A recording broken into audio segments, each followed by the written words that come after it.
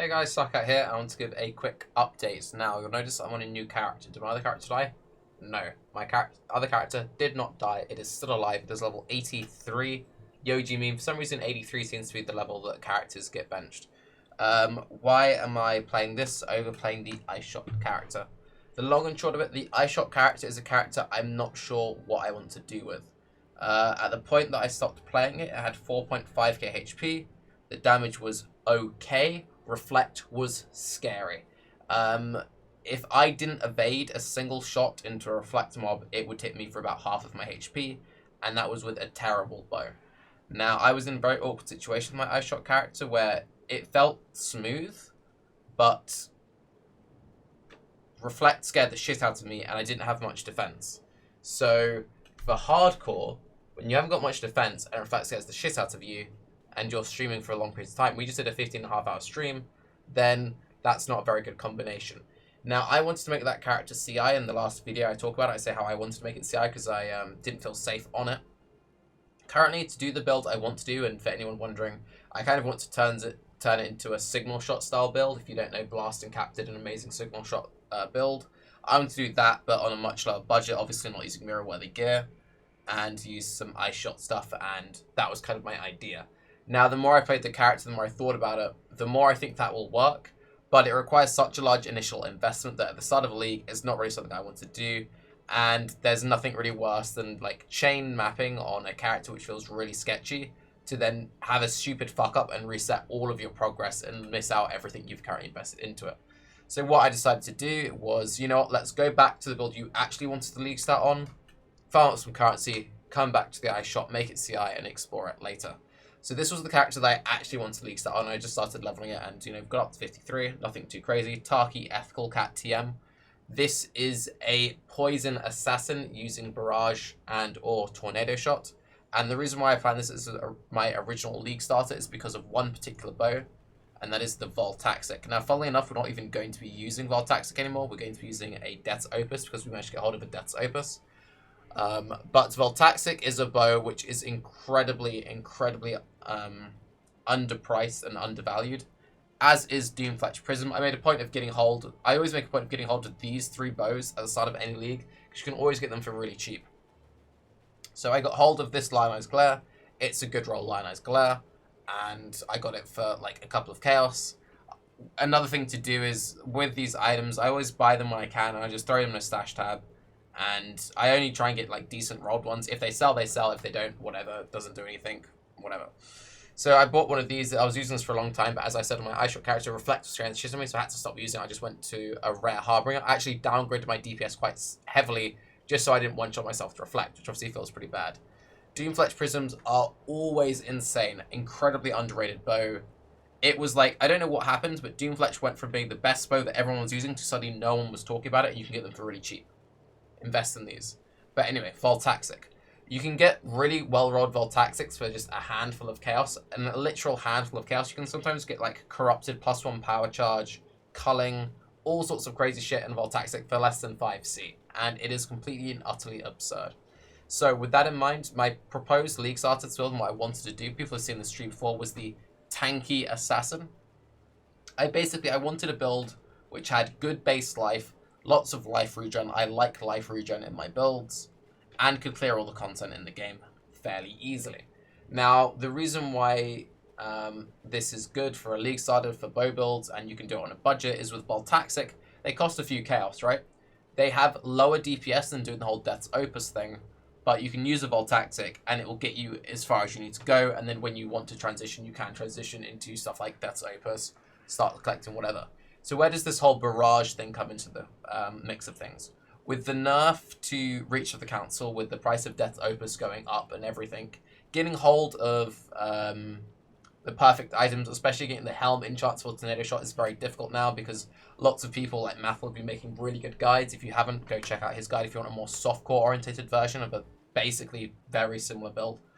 But I've been playing these kind of builds for a long time, and as I played this build throughout all of last week, I could constantly watch the prices go up and up and up as more people got onto the realization of just how powerful these builds are. I also think that, funnily enough, the Tornado Shot MTX helps a little bit, whatever. Basically, these builds have been hyped, the prices keep going up. So the main issue you have with Tornado Shot is if you're not using additional arrow corrupted gear and helm enchants and whatever, you have to run GMP. GMP nerfs your initial damage, which nerfs your chaos damage, which then makes your poison weaker, and it nerfs your poison again. So it double dips in the wrong direction. It heavily nerfs your damage. So to give you a very quick example, so just using, this is just a completely random whatever character. You can see it hasn't got anything crazy set up into it. I was just looking at DPS comparisons. If you put in something like greater multiple projectiles, your DPS, well, okay, this is with all arrows hitting with Barrage, so that's one example. Your DPS kind of plummets, right? Now, the thing with using it on Tornado Shot is it is really nice, but it's also kind of annoying. You want to run it, but at the same time, you don't want to run it. Most of the time, you end up running it anyway, but you eventually do drop it.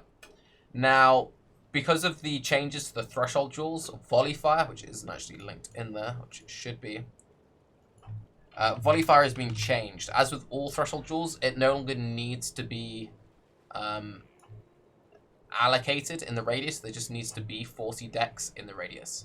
So before, you used to have to manually have the dex requirements, and it used to be 50 dex, making it very limiting.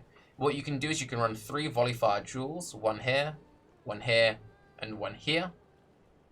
And they activate, they cost like an alc each. I bought 3 perfect rolled ones for all an alc. Very, very cheap. This gives you enough additional arrows that you do not need to run GMP or anything, and you'll be completely and utterly fine. So as you can see very briefly, it turns your Barrage into an AoE skill. So you have an AoE skill and you have a single target skill all in one setup, meaning you don't need to have multiple 5 links early into a league, which is very good for league starting. It means you just need 1 4 link while leveling, and you're completely and utterly fine. Very, very handy. At the start of leagues, you don't have multiple 5 links. At the start of leagues, you just don't have loads of currency. Ideally, with these bow builds, you want to transition into a combs build, so you don't want to be doing like weapon swaps and this, that, and the other. So, the way you do it is you run Barrage for the early game. Then, when you have the Tornado Shot helm enchant, when you have the additional arrow corruptions, and you have all the crazy stuff to support Tornado Shot, you then drop these jewels, and then you go into a Tornado Shot build, and instead of these jewels, you put in maximum life, projectile damage, chaos damage. Those are, like, if you get a 3-stack jewel, your perfect jewel would be maximum life, because you need life. Life is the most important thing in these builds. Life. Percent projectile damage, because it scales your initial hit and your poison.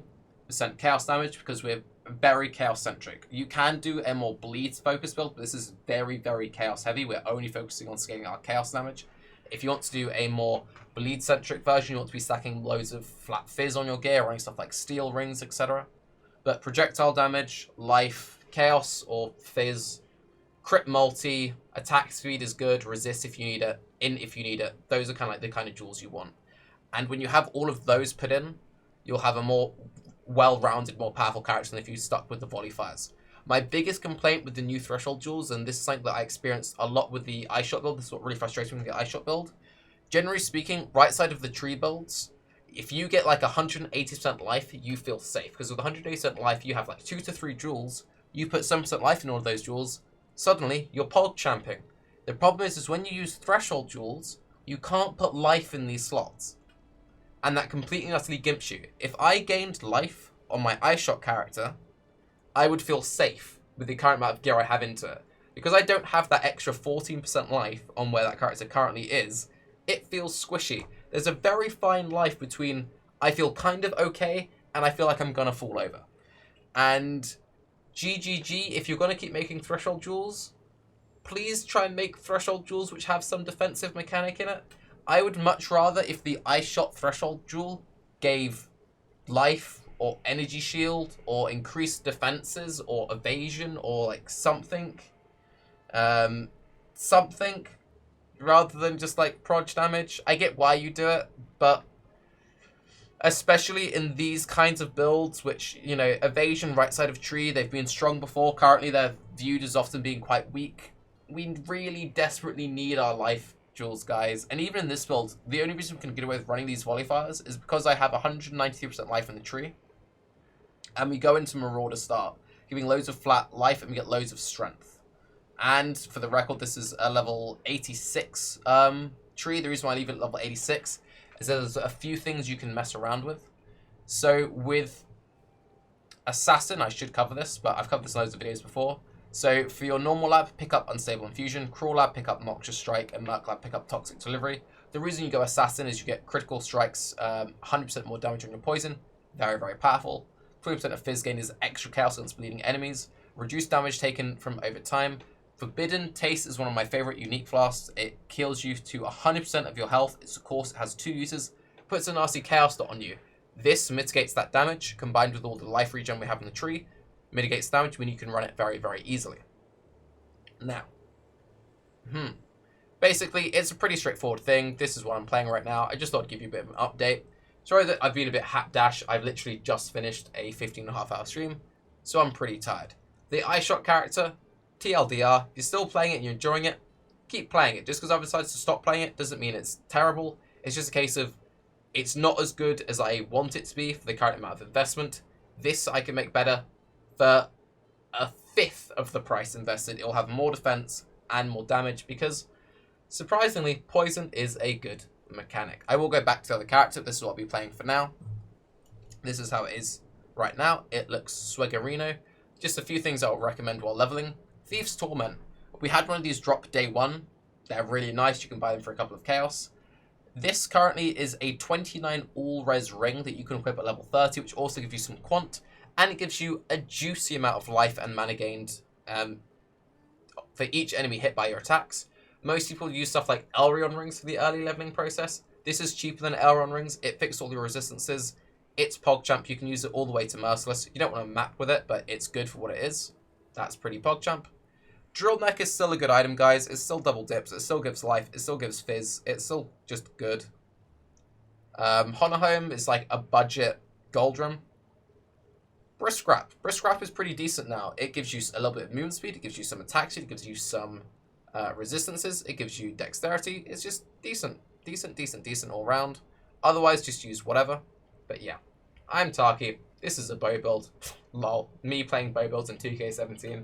Have a good day. Bye-bye.